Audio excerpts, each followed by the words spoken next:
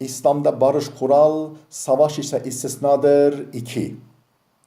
Herkesçe bilinmektedir ki Hazreti Peygamber sallallahu aleyhi ve sellem Mekke'de az bir cemaate sahipken barışçı bir yol tutmuş ve düşmanlarıyla 13 sene boyunca hiç savaşmamıştır. Bu barışçılığının sadece güçsüzlükten ileri geldiği sanılabilir. Oysa güç ve kuvvet kazanarak devlet kurduktan sonra da mümkün olduğunca barışı ve bağışlayıcılığı esas aldığı görülür. Hatta siyasi ve askeri yönden güçlendikçe düşmanlarına karşı barış ve bağışlama yoluna daha çok başvurmuştur. İslam tarihinde ikinci önemli şehir ve merkez olan Medine'nin Müslümanlaşması da tamamen davet ve barış yoluyla gerçekleşmiş olup konumuz ve günümüz açısından oldukça ilginçtir. Önceki adı Yesrib olan bu şehrin sakinleri 40 yıldan beri birbirleriyle savaş halindeydi. Bir taraf destek aramak amacıyla Mekke'ye gelmiş. Fakat Mekkelileri yeni doğan İslam problemiyle meşgul görmüştü. Merak ederek yeni dinin tebliğcisi Hazreti Muhammed'le görüşmüşler.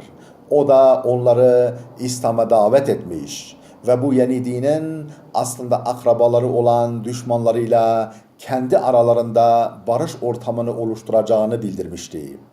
Onlar da bunu kabul ederek memleketlerine dönüp yeni dini tebliğ ve davet yoluyla yaydılar.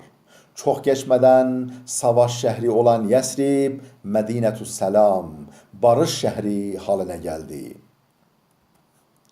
İslam prensip olarak başkalarıyla iyi ilişkiler kurulmasını ister. Onlardaki faydalı ilim, sanat ve hikmetten istifadeye teşvik eder.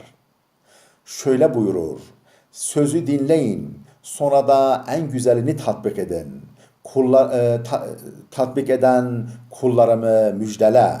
İşte onlardır Allah'ın hidayetine mazhar olanlar. Ve işte onlardır akle selim sahibi olanlar. Hikmet, faydalı bilgi ve davranış müminin yitik malıdır.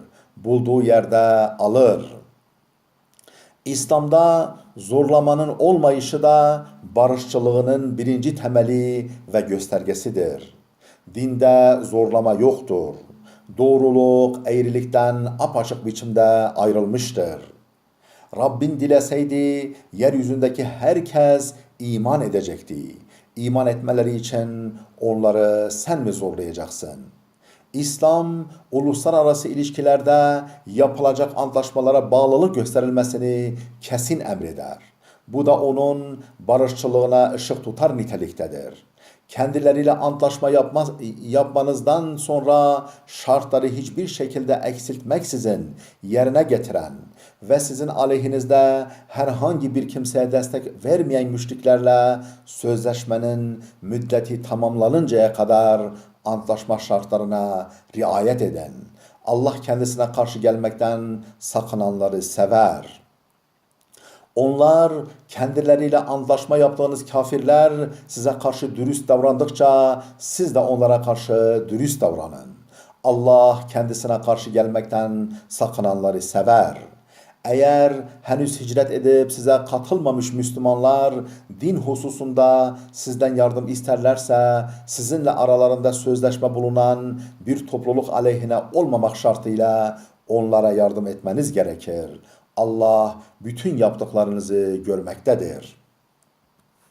Hazreti Peygamber gayrimüslim sözleşmelilerle ilgili olarak da şöyle demiştir: kim ki bir sözleşmeliye zulmetse ya da hakkını yese veya gücünden fazla bir şey yüklese veya gönül rızası dışında ondan bir şey alsa ben kıyamet günü ondan davacı olacağım. Kim ki bir sözleşmeliyi öldürürse cennetin kokusunu bile alamaz. Oysa cennetin kokusu 40 senelik mesafeden bile duyulur.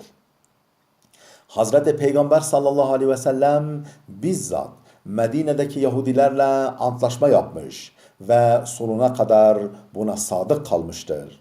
Mekke'nin fethinde kendisine ve sahabilerine onca zulmü reva görmüş olan müşrikleri de affetmiş ve gidin hepiniz serbestsiniz demiş. Kendilerinden savaş tazminatı bile almamıştır. Kısaca Kur'an'ı, Peygamberimizin sözlerini, askeri seferlerdeki tutumlarını ve ordu komutanlarına olan tavsiye ve talimatlarını inceleyen bir kimse, İslam'ın insanlığa ancak rahmet, barış ve uzlaşma getirdiğini görür.